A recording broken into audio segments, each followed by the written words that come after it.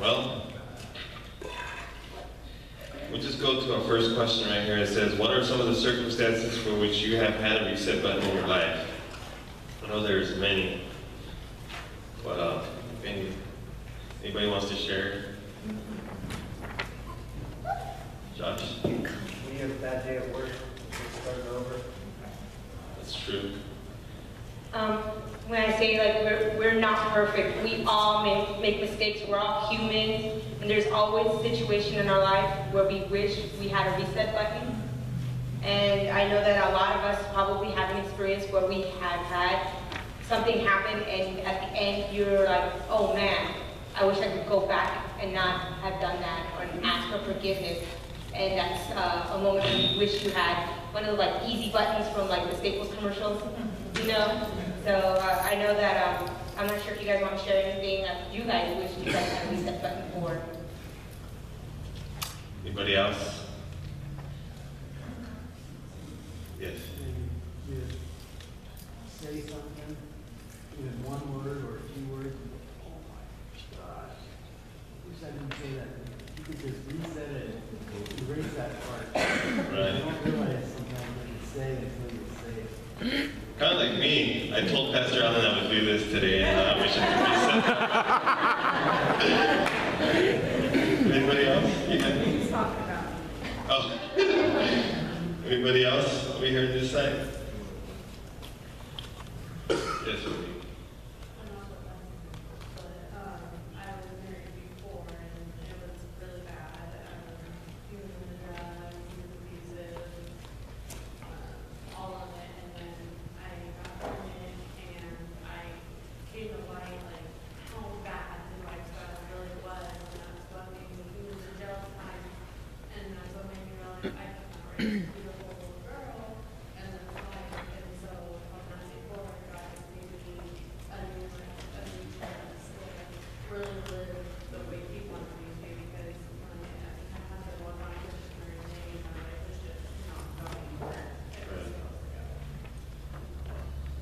Anybody else? Yes. When you falsely accuse somebody and you find out, right, you're certain they did this thing, you rail on them, you come down really hard on them, and then you find out you were wrong, you were the false accuser, and you totally let them have it. That's a good time. I think we all fall in that one. Anybody else? No, a lot of you guys look at me like, you do want to say something, but you guys are scared. All right, which leads us to our next one. What would be the advantage to having a reset button in your marriage? I know a lot of people like, yes, go ahead. You can take back all the negative, all the stuff that you hurt the other person, things that you said, things that you've done. You can turn around and almost like do it over again. Like, okay, that didn't work out right. Let's try it this way. Can I say this? I know that we have been married for about 15 years, and I just barely became saved 4 years ago. And there are many things that happened between us in our relationship, and I held a very heavy heart with a lot of stuff, and I held a lot of stuff in bitterness, and I dealt with that, but it always showed that I wasn't happy. And when we came to Fusion and to this church, we learned a lot. I learned a lot about forgiveness. And that's the moment when I realized that there is a moment where I can forgive and I can be forgiven for everything that has happened between us in our relationship.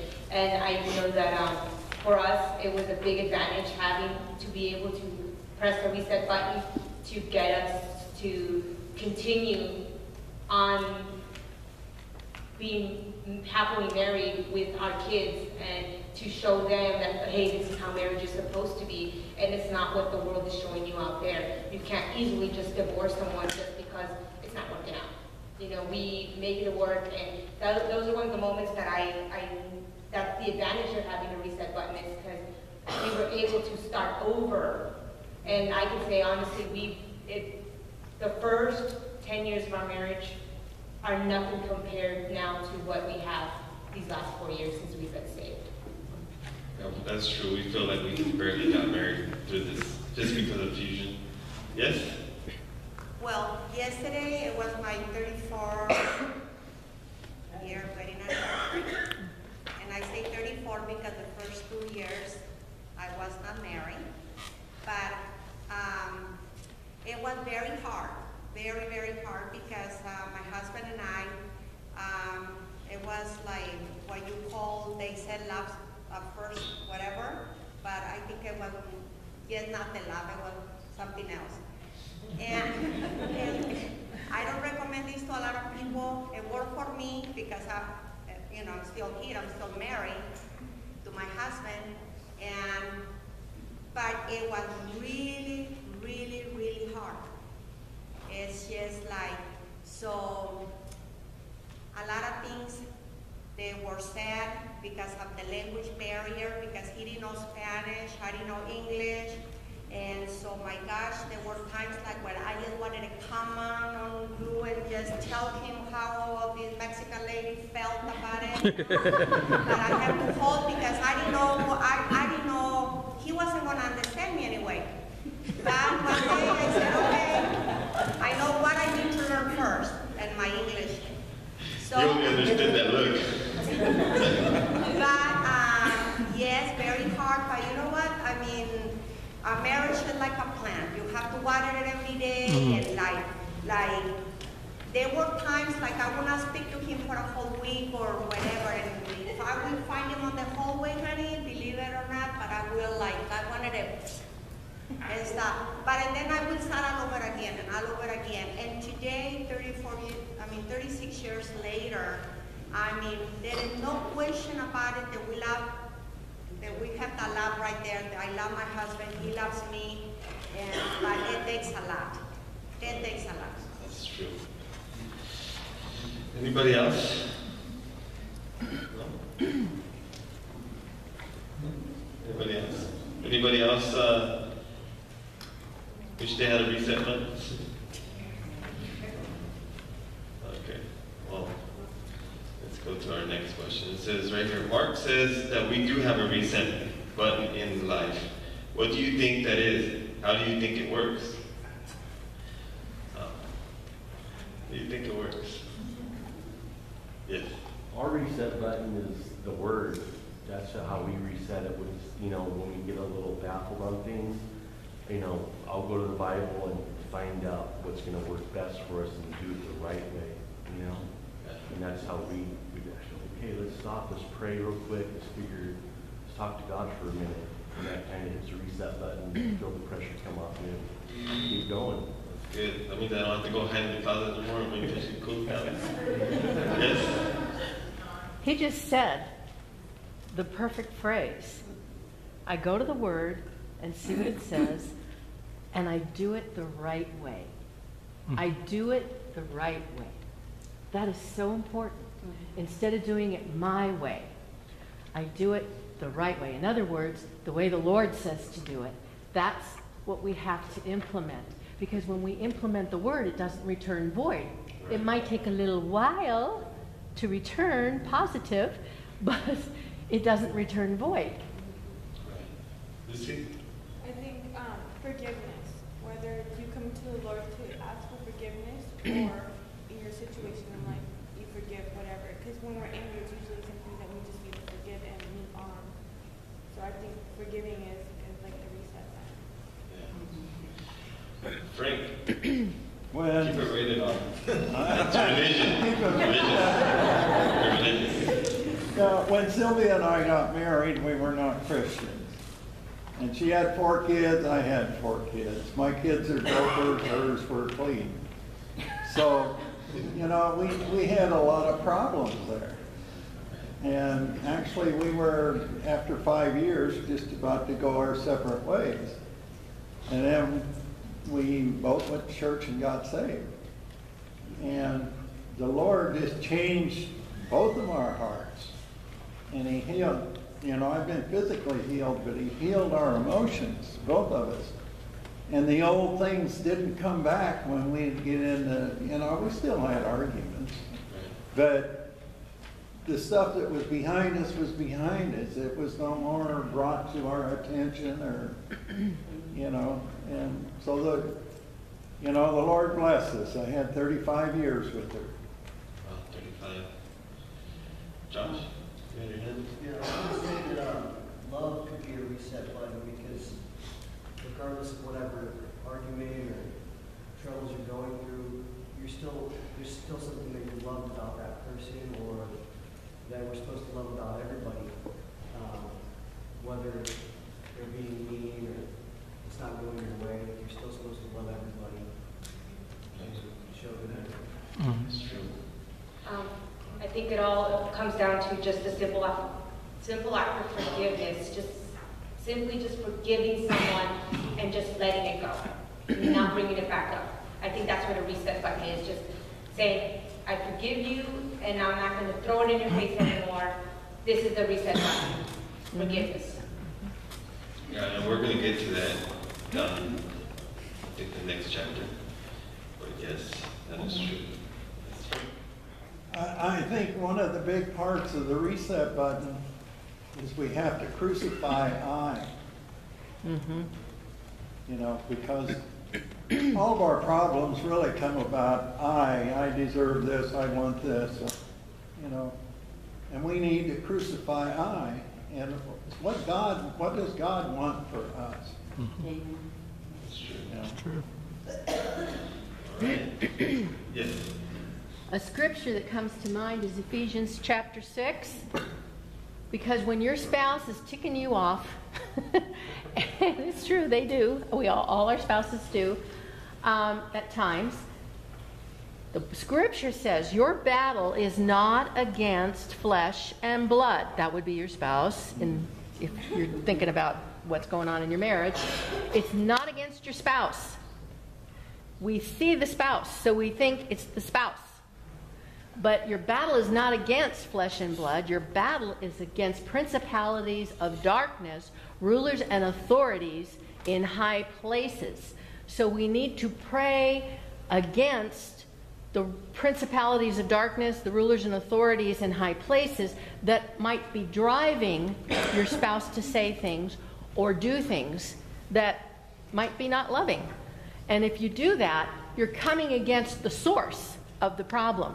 But if you're just coming against your spouse, they're not the source. That's not what Scripture says. It says your battle is not against flesh and blood. It's not against people. It's against the rulers and authorities, principalities and darkness that are in high places. That's what our battle is against. But we have to get that. And then we have to pray. Not necessarily in front of your spouse, but we have to pray against those demons, because they are what are trying to destroy our marriages. Yeah. All right, there's a couple of Bible verses. Probably going to go ahead and skip that because our next, it's going to be kind of long. We probably won't have enough time to get to it. So we'll go ahead and you guys can read that at home or on your own. And let's just go to our next video clip. But we always remember, never want to let go. It just makes us normal. Let's see. It says right here, above all, It says, according to the definition Mark gave, what is forgiveness? It says, yeah, that's the question. What is forgiveness, guys? I think that Mark made it very clear that forgiveness is not out of emotion. It's an act. We have to choose to do it, whether we feel like doing it or not. So I think that it's more of an act, just something you have to, something you do. It's a decision you make, yes. He also said that you don't remember, you forget, and you let it go. It's also, we gotta forgive because God wants us to forgive, right? He wants, yes?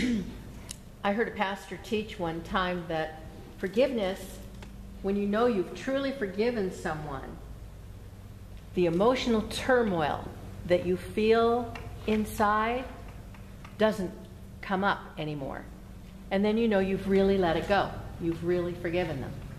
Because if you think about what they did to you, because we don't forget what a person did to us that hurt us, but if we think about it and turmoil rises up inside of us, then we haven't truly forgiven yet. Yeah. Yes. Forgiveness doesn't come natural. It's something we need to commit in our hearts first and then act it out. It doesn't come natural. We have to work at forgiving each other. Yes, Tyler? And I think the other thing that Mark brought out too is that, and he didn't say it specifically, but forgiveness is not really for the individual, the other person. It's for us. When we let it go, that animosity we have for this individual starts to float away. It's like hanging on to a balloon. The minute you let it go, it's going to go further and further away from you. And that's what forgiveness does. The more you let it go, it's going to go less and less. Try to find a balloon after it's gone for a couple minutes. You could barely see a speck. And that's the same thing with forgiveness. The more you let it go from that person, say, I forgive this person, that the reasons why it happens, the emotional aspect starts to eventually dissipate. And maybe for some, it may never dissipate, like Mark says, and you may never forget why the person did that, but it's no longer harming you. Yeah. And that's ultimately what forgiveness does. I don't have a hard time forgiving. I think that just comes natural. I just kind of, if it bothers me, I just kind of let it go on my own. I don't want to keep bringing it up because it could kill you. Mm-hmm. Yeah. You know. Yeah. Anybody else? Yes. Like when you are wounded as a child, okay? A lot of things that happened to you when you were a child. And right now I'm dealing with a 5-year-old that went through a lot. And this is what she tells me, because she tells me about all the bad things that had happened. And I tried to, move her in another. And she told me, I'm gonna grow up and all that stuff is still gonna be in my head. And I don't want her to grow up because it's gonna be like turned that into an anger or whatever, towards the other people. But she's gonna be only 5 years old, and she tells me that. She said, I got it right here. I know it's right there, But and then on me, because it happened to me, and so I say I forgive because I am not.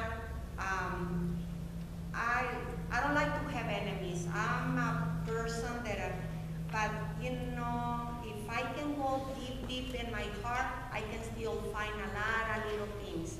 And as much as I tried and I tried and I tried, they're still there. I don't hate those people. I don't hate anybody. But once in a while, I find myself that I'm hurt. Just piggybacking on that.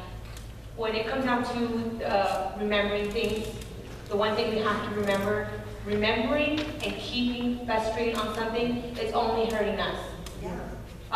Going back and trying to blame someone for something that they did, they don't even know that you're blaming them and you're rotting inside, getting all upset and anger. The consequences, like doing something, I know that I grew up in a very abusive home. Not abusive as physically, but my dad was an alcoholic. And he was verbally abusive. And it didn't only affect me, but it affected my brothers. And I know one of my brothers growing up, he would say, I do this because my dad did this and my dad did that. And I remember telling him one day, when are you going to stop blaming him? Because those actions are hurting you and your future. So there has to be a time where we have to stop and realize it's not hurting them. You're hurting yourself. You're hurting your future. You're hurting your kids when it comes down to it, and anything that comes after that. You're just hurting yourself. You got to realize you just got to let it go, because festering in it, you're hurting yourself. You're poisoning yourself, and they're living a happy life, and they don't even know what you're going through. I think it just comes down to a decision where I'm going to try not to do that because I don't want to turn out that way. So I think that's something maybe with the 5-year-old saying, you know what, it's how do you want to live your life? Do you want to blame them for everything, or do we want to live and change something and be different? Be happy. Yeah, little kids are smart. You know, we got to make sure that we, if our, you know, my wife and I, if we're in an argument, it's important for the kids to see, yeah, I forgive you, and everything goes back, and then you start teaching them that you need to ask for forgiveness. Yes, Victor. And forgiving, it's a thing that it's like for everything that we go in life that is not good, it's like putting an anchor out, and you can't move forward unless you let those things go. It will ruin your life. You won't move forward. You might grow. I'm talking by experience. I have a sister that things that happened in her childhood, she's still reminiscing about it. She's 54 years old, and her life still revolves in what happened in the past. She can't get forward. Nobody could say that they had a good time because she's still reminiscing about the past. And how can you possibly be so happy when I went through this in life? 51 years ago, okay, or 50 years ago. If we don't learn how to forgive and put to the side, we can't go forward. We can't grow, either spiritually or physically. Because it affects your mind and everything else. Right. Yeah, because forgiving. God, you always tell God, forgive me for this, God, forgive me for that. But how's He supposed to forgive you when that person that did something to you 50 years ago, you can't, instead of saying forgive me, you're over there trying to hide and all this stuff. But forgiving is really, really important. To apologize is really important. Yes.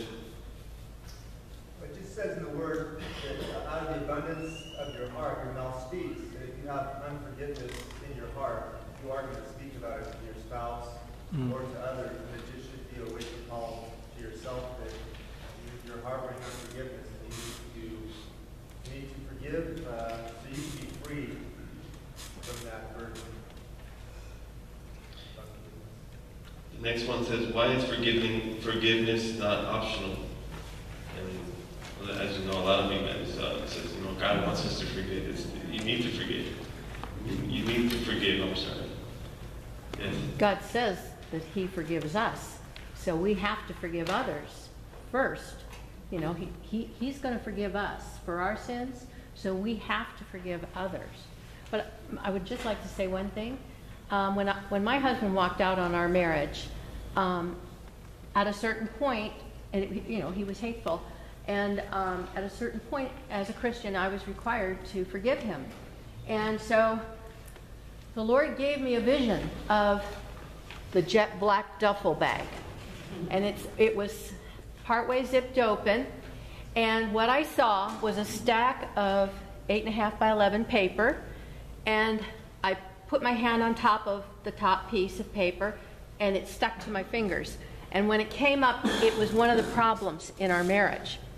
And I looked at it, I crumpled it, and I put it in the jet black duffel bag. And I did that many, many times on each piece of paper. And when they were all done, I zipped up the jet black duffel bag.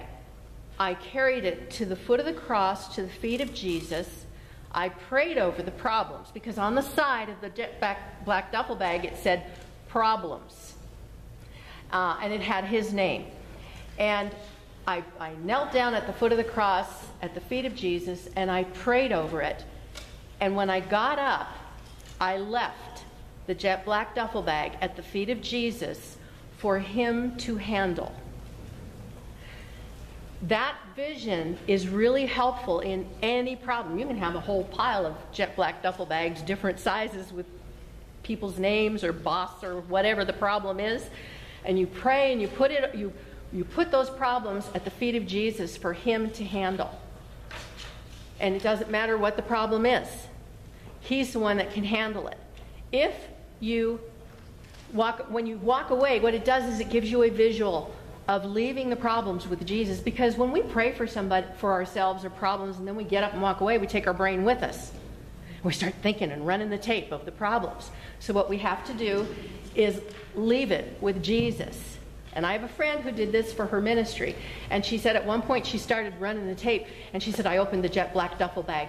And the Lord spoke to me. And he said, where are you going to go? What are you going to do? And when are you going to do it? And she said, I don't know. And he said, put it back. So this is a way to handle the problems. It's a visual way that the Lord gave me for any problem. Right. Gilbert, did you have your hand up? No? You did? Okay. We'll go to our next question. It says, what does Mark mean? No, I'm sorry. What are the consequences of not forgiving just a couple people?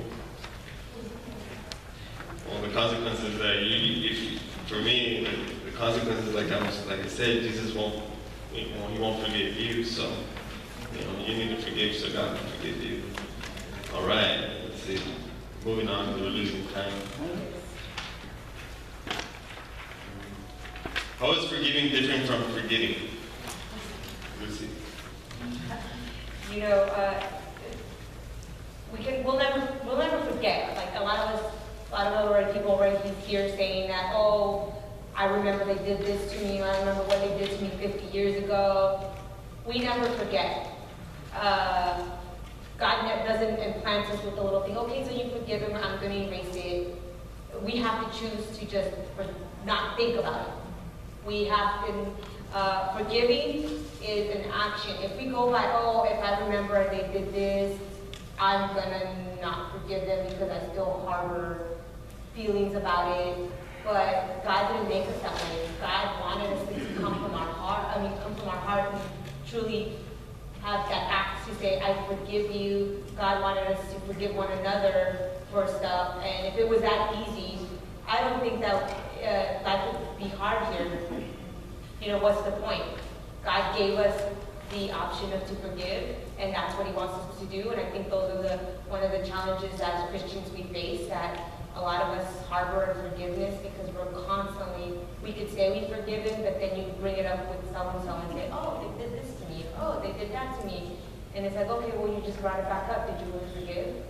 And so we just have to remember that God, we can't forget. It's always there. We just have to choose not to keep bringing it up and letting it live our life for us. Because pretty much when you keep bringing it up, you're letting that run your life. You're letting that control the way you feel. You're letting that control your actions. Because then later on, you might see that so-and-so who hurt you, and you give them, a bad attitude or something, and others see it around you and like, hey, what's going on, Yeah.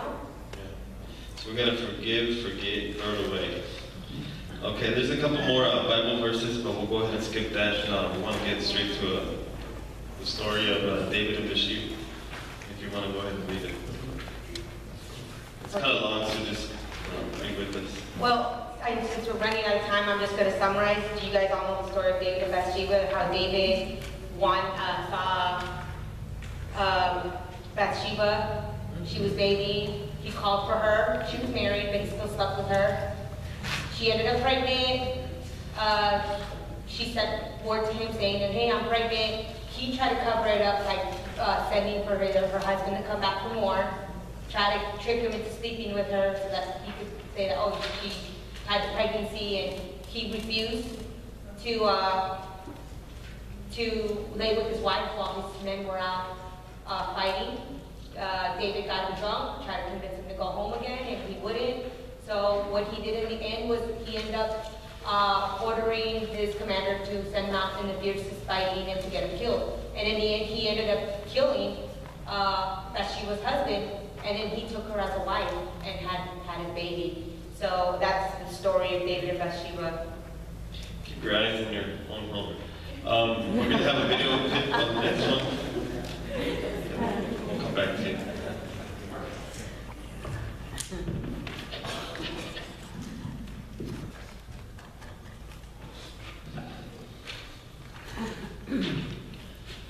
So we all know that the story story in the Bible, Bathsheba was included just because it does lead up to the birth of Jesus. How she ended up there, even though it was an unholy thing, it does play into Jesus being born later on. That didn't happen, the lineage would continue on. The implications, what implications does this story have for our marriages?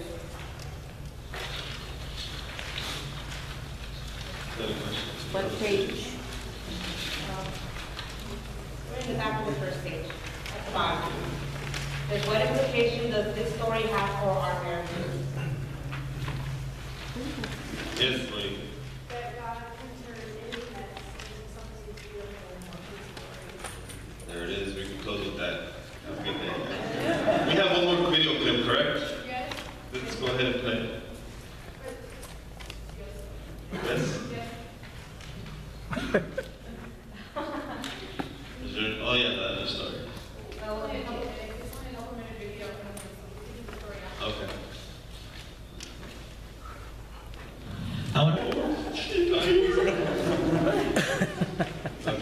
Okay, so in the second story with Nathan rebukes David, Nathan pretty much confronts David about what he did with Bathsheba, and he compared it to the two people, two men. One was a rich guy, one was a poor guy, and the poor guy had one sheep, and he brought it up like almost like a family member, slept with it. Kids loved him, and the rich guy had people come, visitors, instead of killing one of his own sheep, he killed the poor man's sheep, and they ate him and prepared him. And the poor man was very upset, very unforgiving, saying that he needed to die because what he did, he took from the poor. He took what he didn't have, and when the rich man had an abundance of stuff, but yet took something from him, something that was very valuable and precious to them when they only had just one. It was a member of the family. And so it pretty much teaches that we have to learn to forgive, just like David had to repent for what he had done in the very end. He compared David to that rich guy who had so much, and he took from this one guy, his wife, and then took his life at the end. And David finally, has to ask forgiveness, and it's almost like Nathan had to press a reset button for him to learn to forgive him for what he had done to this individual, Uriah. So, go on. Okay. I think I skipped a couple things here. All right. So it says, how is forgiveness the reset button of life? That's in almost the very end. How is forgiveness the reset button of life? Yes. Jesus is our ultimate forgiver, right? So he came down and died on the cross for us so that we can be forgiven of our sins. And Jesus was our reset, and we became a new person in him. So that's how that's when I picture forgiveness. I have picture the ultimate forgiver, and that was Jesus. So we can look to him and say, well, my relationships, it doesn't matter. That forgiveness needs to come into play, and that resets and starts over. That's true. I think God hit the reset button would be at least 3-4 times. Yes. Well, every time we pray, we ask for forgiveness. That's our reset button every day. Once we hit that reset button, we can't put that in our mind. Our mind is very powerful, so if we can bring that back up, and what's that going to do? It's just going to cause more problems. I think forgiveness, the whole reset button, I think it just allows you to move on and let go of things and continue to actually live the rest of your life that you have here on earth, as opposed to like the other gentleman mentioned about his sister, that she's still living. It's like kind of sad you think about it. She's 50 years plus still living in the past. It's like we're only a limited time here, so enjoy your family, enjoy your spouse, enjoy and let go of the petty things that are holding you there. Like Pastor Allen says, you always got to choose your battles, because if you choose the wrong one, it's just going to continue. Robert, I'm sorry. Right. put some cards on the table here, man. With men, it's hard to forgive. Men Yes. have a heart, that's why the feuds go on for years, years, years, years. Women, it's easy for women to forgive. So as men, we can hold it in. And then if we want to get mad, we can think about what somebody did to us. So we gotta have, if the Lord's not doesn't go before you forgive, you're gonna remember it, and it's gonna still be there. So and that's a hard thing to do, because sometimes men don't want to. They don't want to forget, man. It's in us. From day one, man. King David, man. I mean, he remembered a lot of stuff that nations would do to him. You know? So there's a real distinction with men and women. Women it's easier for women to forgive. Men need the Lord to go before. They forgive, but they always remember. Is forgiveness one-time thing, or how often should you forgive? Every second. Yes, Frank. I want to go back to the previous question. Okay. Okay, how is forgiveness? Okay, the Bible tells us we have to forgive, but it does not tell us we have to love that person. You know, that's two different things. You forgive them, but if they hurt you, you know, you don't have to go back and be friends and love on them. You need to forgive them for yourself, for your own healing. Right. But you don't have to, oh, you're so wonderful. Oh, you can't be fake either.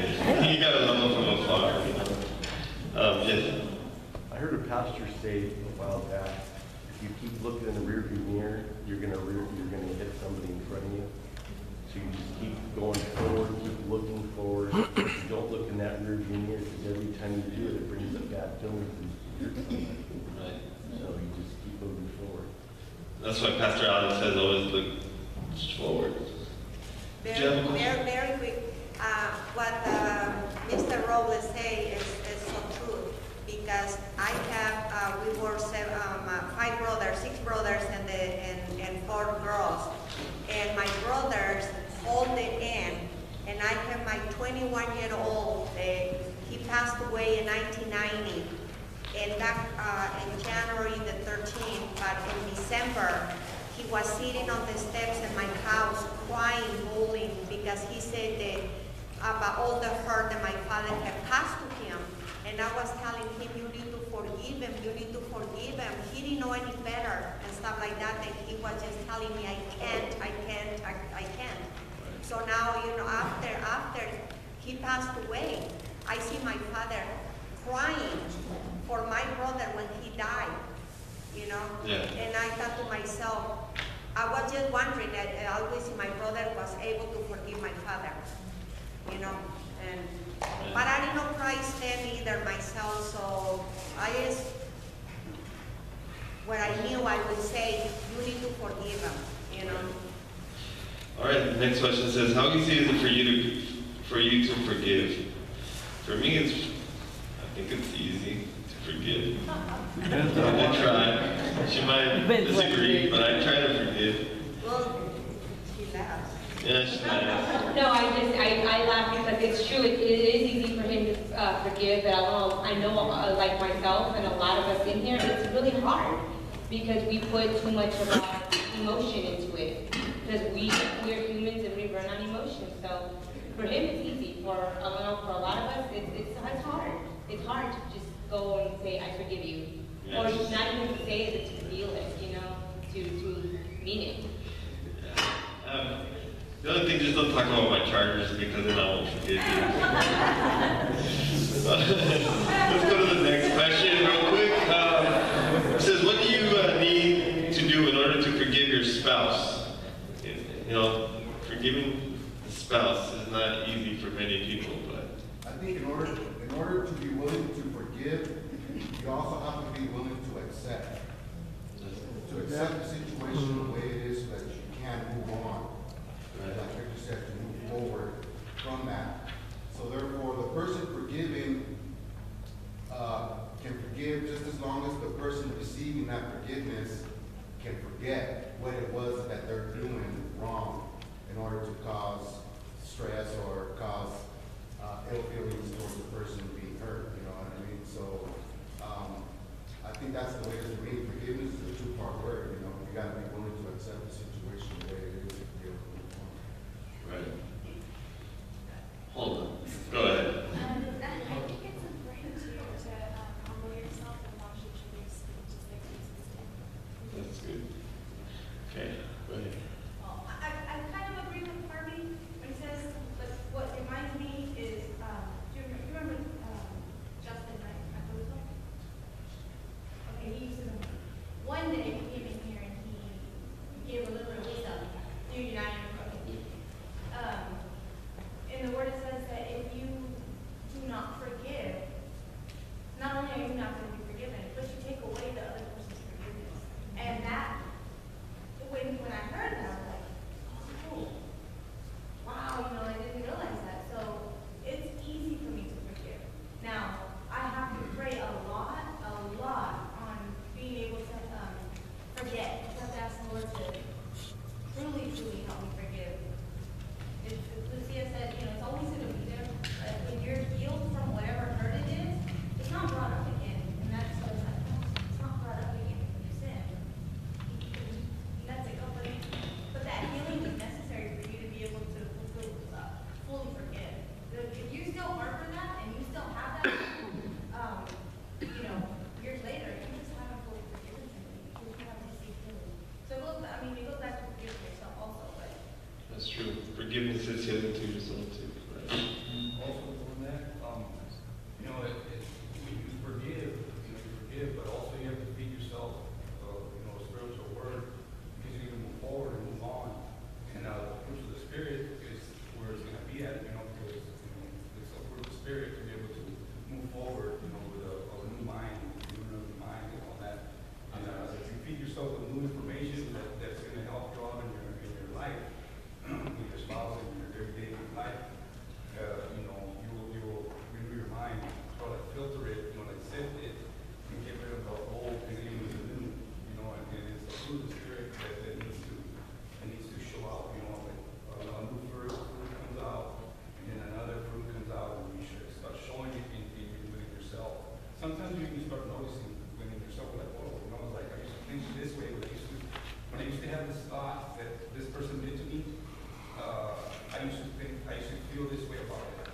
And now, you know what I mean, with the renewing of the mind and prayer and staying in your word, you know, you feel different. And you wow yourself, you know, you just give thanks to the Lord because you're in a different spot, you know, in the renewing of the mind, you know, and showing the fruit of the Spirit coming out of you. That's true. Forgiveness is forgetting and never bringing it back. You know, we need forgiveness because we need to be forgiven by God. And when I said that Nathan forgave, it wasn't Nathan who forgave. It's God who forgave. David sent word to Nathan so that God forgave David and pressed that reset button for him. Kind of like he said, like this, God throws in the sea of forgetfulness. We need to do that. We need to try to throw the whatever trespasses people have done against us into that sea of forgetfulness and remember that's what God did with David, because that was a big sin. He killed, he lusted after some other woman, he had her, got her pregnant, you know, and tried to cover it up, and he still forgave. He pressed that reset button for David. Right. So we need to remember that. We need to press the reset button with other people. Which leads us to our last question. It says, how is forgiveness statement Mark uses helpful to you? Yes. My test for forgiveness is when I think about that, it doesn't hurt anymore. And so that's how it's used to me. It's because it takes the pain away. Right. That's good. Lily? For me, I know forgiveness comes easy because I understand that if that is not happening, then there is a barrier between the relationship with Jesus and that person, and the love between God and that person. And I know I don't want that barrier for me. So in order, it's just like, well, you know what, it doesn't matter what they did to me, I want them to be living with God and doing that relationship with God, so I need to forgive them so that can happen. Right. Yes. It sort of reminds me